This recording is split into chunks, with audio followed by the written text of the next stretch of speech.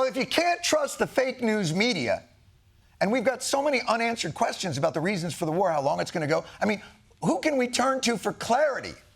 To give it to us straight. There's no better communicator than our president. President Trump laid out clear objectives to the American people. He's the best communicator I've ever seen.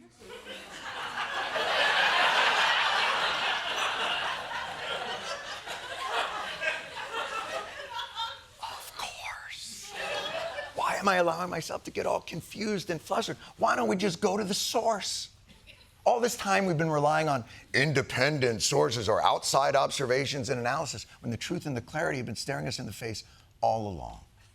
So to clear up all the confusion about this war, to clear up all the confusion about this war, I've assembled an expert panel to help explain what the war is actually about in a lucid and clear-cut way. So please welcome to the program President Donald Trump, Donald J. Trump, DJT, and Jon Barron. Guys, gentlemen, thank you so much for joining me today. It's great to be here and great to be back. It's a great honor to be here. I just want to say it's a pleasure to be with you. I have no idea who you are, but that's okay. Good one. But all right, let's get right into it. Look, let's just start with the basics. There's been some confusion over whether or not we are even at war. Can you clarify for us if America is at war? I'll start with you, Donald Trump. This was just an excursion into something that had to be done. Okay, all right, thank you. It's not a war, it's an excursion. President Trump, do you agree? This is an excursion, a little excursion, and I think it's only that. Okay, so it's actually like a minor, just like a walkabout, like a bit of an exploding amble, if you will. Jon Barron, how is this excursion going, this little soupçon of... We're winning the war by a lot.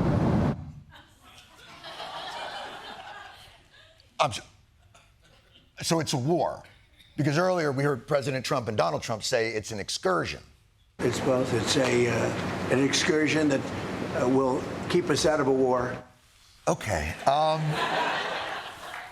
right, DJT, it's both a war and an excursion that will stop the war that it isn't.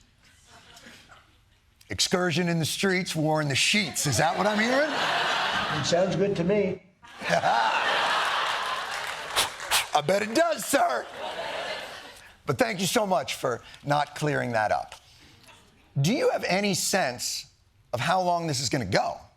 Combat operations continue at this time in full force, and they will continue until all of our objectives are achieved.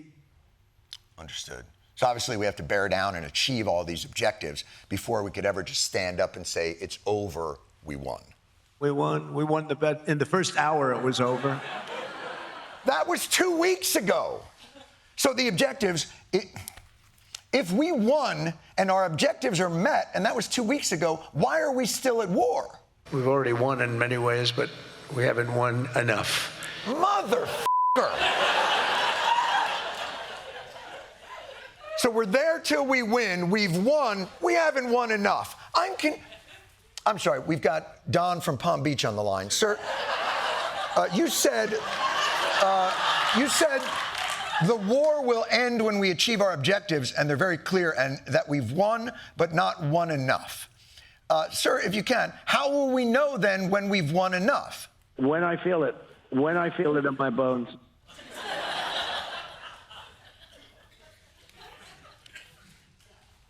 All due respect to your bones. But should we really be giving them more responsibilities? Seems like they've got enough on their plate with the getting you up and down the stairs thing. Gentlemen, I don't mean to be pessimistic, but I can kind of see why we're having trouble keeping the Strait of Hormuz open. In fact, there are some naysayers out there. I want to read you a tweet. Guys, I want to hear your response to this. This is a tweet from Donald J. Trump at Real Donald Trump. Here's what he says.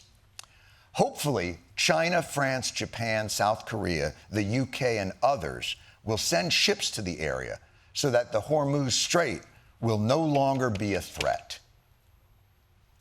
How do you guys respond to that? that tweet by Donald Trump. Would the military support of other nations be helpful and welcome in this endeavor? We don't need anybody. We're the strongest nation in the world. We have the strongest military by far in the world. We don't need them. Everybody needs us. We have the weapons. We have the strength. We're very strong. They need us much more than we need them. I will tell you that right now. See, this is the clarity. This is the clarity that we've been looking for. We're going to go it alone with our bomb buddy Bibi. We're the strongest country in the world.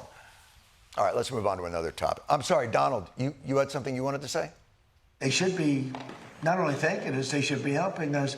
What does surprise me is that they're not eager to help. If we need anything, any piece of apparatus that they may have because of a situation that they have, they should be jumping to help us. We requested 2 aircraft carriers, which they had, and he didn't really want to do it. I said, why don't you send some ships over? And he really didn't want to do it.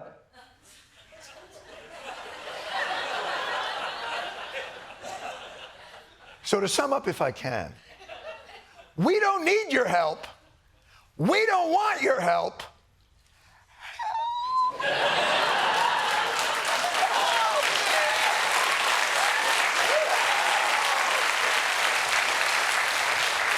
Look, I know it's hard to imagine, but we're not the only people affected by this bombing campaign. The Iranian people, along with suffering under this terrible regime, are now living through an intense aerial bombardment. Gentlemen, what's your message to the Iranian people? Now is the time to stand up for the Iranian people and help take back your country. Now is the time to seize control of your destiny. I call upon all Iranian patriots who yearn for freedom to seize this moment. Well, that's big. You're calling on the Iranian people to try to overthrow their own government. Donnie, down in Palm Beach, do you agree with that statement? So I really think that's a big hurdle to climb for people that don't have weapons. Who's going to do that? They literally have people in the streets with machine guns, machine gunning people down if they want to protest, okay? Sir, it's an excellent point. Donnie makes an excellent point. Guys, there seems to be some disagreement amongst the Trumps on the merits of, let's call it an Iranuary 6th type movement. And I've got to be honest with you guys. I mean this. There are others even more critical of your decision to launch this war. I'm going to play you this for you, and then I'd like your reactions. Our president will start a war with Iran because he has absolutely no ability to negotiate. Guys, I mean, you can dismiss the comment, but that's from the author of The Art of the Deal. How do you respond? I would say that it's one of the dumbest things I've ever heard. Really are a loser. What an idiot. What a jerk. Low IQ. He's a low IQ individual. Well, sir, I can't disagree. There have been many who've been saying for some time,